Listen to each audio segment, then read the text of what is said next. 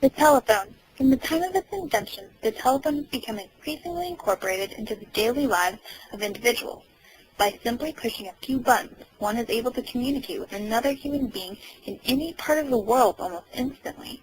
Even today, the telephone remains as one of the fastest means of communication because of the many advancements it has undergone. However, this progression comes at a price. With each major advancement of the telephone, conversation between individuals has decreased in depth. This can be seen with earlier telephones in the stage which we have labeled as the hand-cranked phones.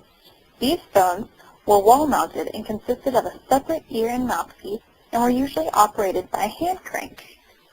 Due to the fact that this particular era of telephones were usually wall-mounted and hand-cranked, individuals using these phones suffered greatly from a lack of mobility and privacy.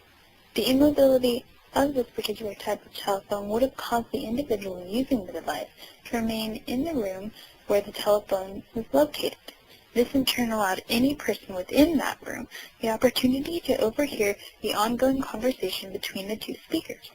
Therefore, the individuals using the telephone were never at liberty to express what they truly wanted to communicate because of the risk of being overheard by others and the inability to move to a more private location.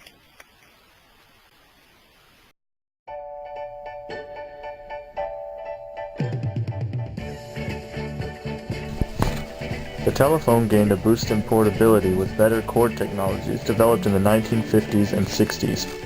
This evolution to the corded telephone proved to be a boon to freedom of movement, but it signaled the first cracks in focused conversation. Whereas the wall-mounted and candlestick phones demanded full attention on the conversation by design, the caller literally had to face the device and was bound to it with two hands, corded phones afforded a bit of movement. Folks could now lie down or even move about the room while having a conversation, no longer restrained to the immediate area of the base. With that movement, unfortunately, came distraction as callers became more likely to wander about the room the phone was located in, attempting half-heartedly to complete some menial tasks such as dusting off the shelves or doing homework just because they could. This led to attention being split between several projects, all being accomplished at the same time, but none of them being carried out very efficiently, and the conversation suffered. Because the conversations were becoming easier to have and simultaneously easier to ignore, the person one was having a conversation with became more interchangeable. Phone calls became venting tools where one side could complain or brag while the other side provided an inattentive ear with an "mm-hmm" or "I know how you feel" sprinkled in to disguise the fact that the listener was actually more engrossed in watching TV. With one hand free, corded phone consumers could also for the first time write while conversing, creating an even greater distraction by trying to communicate with the phone and the page at the same time. Payphones were taken out of booths, and the once enclosed devices were now open to the distractions of the world around them. Thus, telephone conversations were slowly degraded to the level of painting one's toenails or watching street traffic. But shortly after the corded phone was created, the people of the 1960s were given a chance to revert back to the depth of conversation they had known with the wall-mounted phones of yore. Phones were created that would enable callers to verify that they had their listeners' full attention through the use of an attached camera and video screen.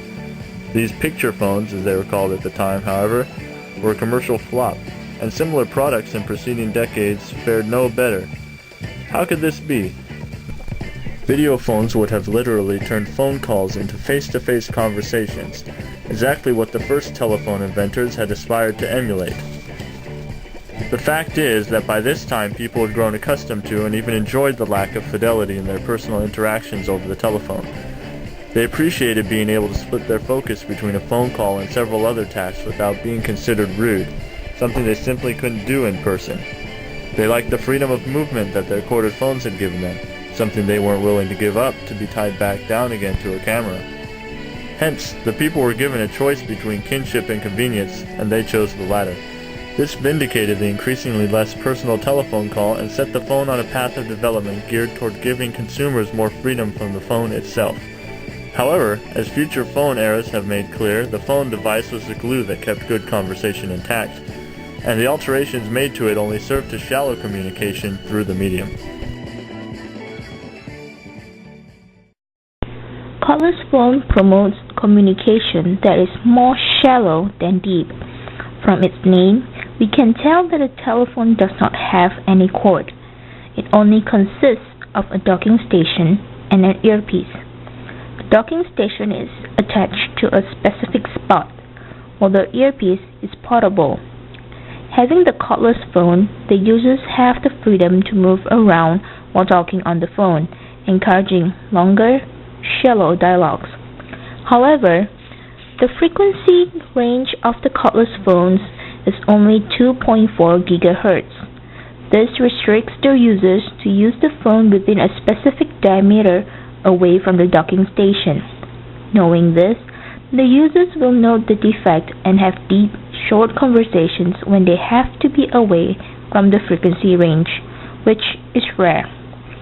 Therefore, cordless phones promote shallow communication.